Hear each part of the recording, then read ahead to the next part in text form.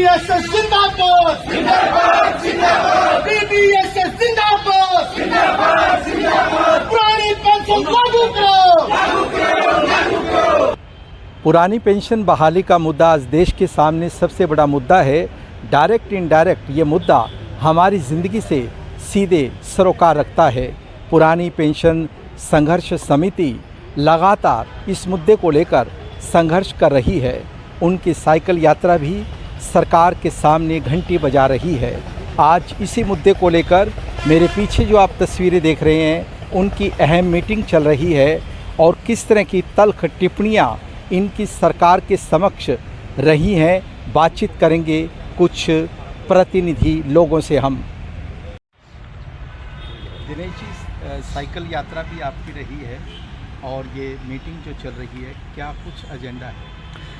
मैं news line Hindi channel के माध्यम से सभी एनपीएस पीड़ित कर्मचारी, ओपीएस वाले साथी और आम जनमानस को फिर से बताना चाहता हूँ, जो 2 जून को हमारी ओपीएस संकल्प साइकिल यात्रा चली थी नांगल चौधरी से, जिसका समापन 23 जून को महामहिम राज्यपाल जी को ज्ञापन दे करके हो जाना है। पेंशन बहाली के लिए हम इस सरकार का आखिरी ज्ञापन देने वाले हैं।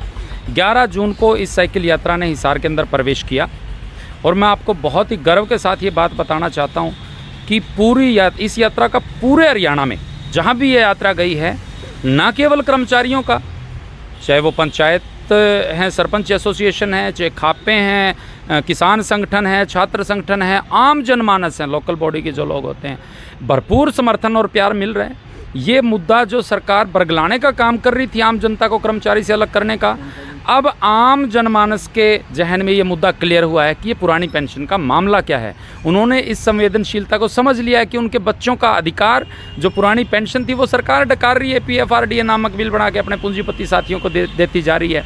तो ये मुद्दा बहुत बड़ा मुद्दा बन गया है। 2024 के आम चुनाव में ये बहुत बड़ा मुद्दा बनने वाला है। हमारे राज्य नेतृत्व इस साइकिल यात्रा के मार्फत एक मुद्दा लेकर के चले हैं। हमारा केवल एक ही मुद्दा इस बार कि वोट फॉर ओपीएस। अब जब भी कोई इलेक्शन होगा, इस बार हरियाणा का कर्मचारी वोट फॉर ओपीएस करेगा।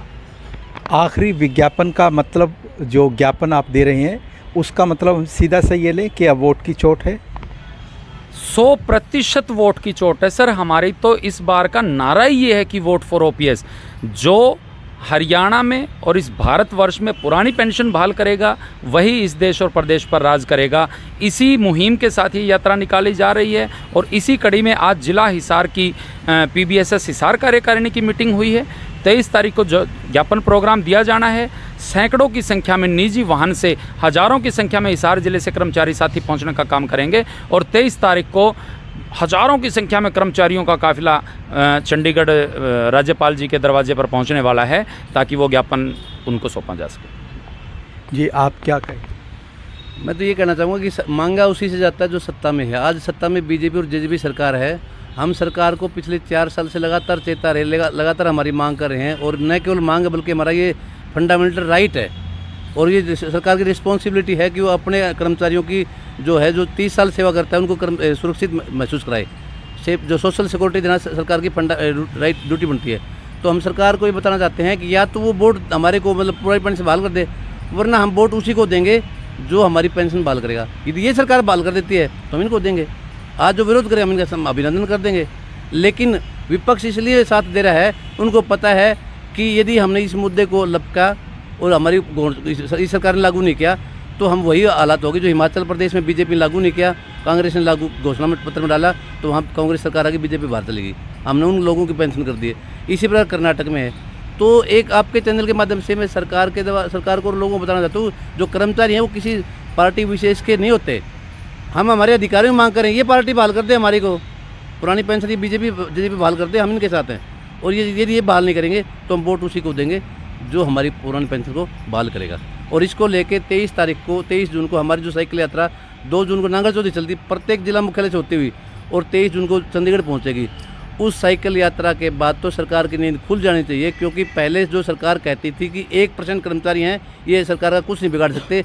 आज इस साइकिल यात्रा में जो समर्थन मिला है आम लोगों का, खाप पंचायतों का, किसान संगठनों का, छात्र संगठनों का, महिला संगठनों का, सामाजिक संगठनों का और सभी विपक्षी नेताओं का, तो उससे जाहिर हो गया है कि केवल कर्मचारी 1% नहीं, वो 99% जनता में से ही है।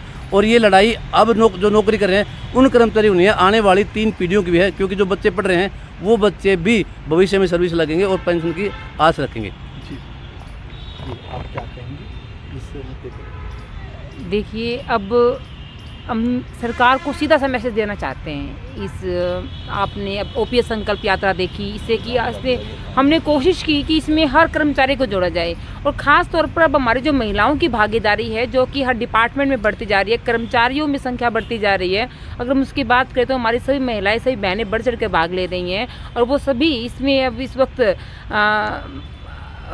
मैं कहूँ कि वो एकजुट हो चुकी है। उनकी शक्ति का उनको जल्दी ही एहसास करवाने वाली सरकार को हम बहुत बार रिक्वेस्ट कर चुके हैं, ज्ञापनों के माध्यम से सरकार के मंत्री से, अधिकारियों से, मुख्यमंत्री जी से, लेकिन सुनवाई नहीं हो रही है। अब सीधा सा हमारा मैसेज है वोट फॉर ओपीएस, और पूरी की पूरी जो हमारी कर्मचारी की जो शक्ति है, एकता, वो एकजुट हो चुकी हैं सभी, और सभी का सीधा मैसेज ये है कि या तो आप हमारी ओपीएस बहाल करें, नहीं तो यहाँ से अपना रास्ता साफ करें।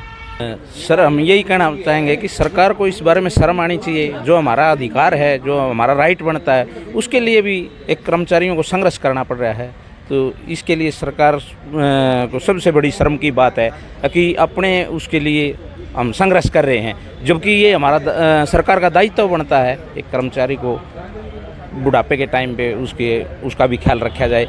बाकी कहीं भी हम विदेशों में देखते हैं, विदेशों में हर जगह यही है कि भाई बच्चा पैदा होने के बाद भी सरकार का जिम्मेवारी बनती है, और वो बूढ़ा हो जाता है तब भी। जब तक वो काम करता है तब तक तो कोई दिक्कत ही नहीं। मेन प्रॉब्लम तो तभी आती है जब वो रिटायर हो जाता है एक कर्मचारी, और उसी के लिए हम संघर्ष कर रहे हैं। आसमां भी झुक जाता है ज़मीन पर, ये तो फिर सियासत है, सरकारें हैं, और यही मुकम्मल परिभाषा है पुरानी पेंशन बहाली संघर्ष समिति की। मुकेश सोडी, न्यूज़ लाइन हिंदी।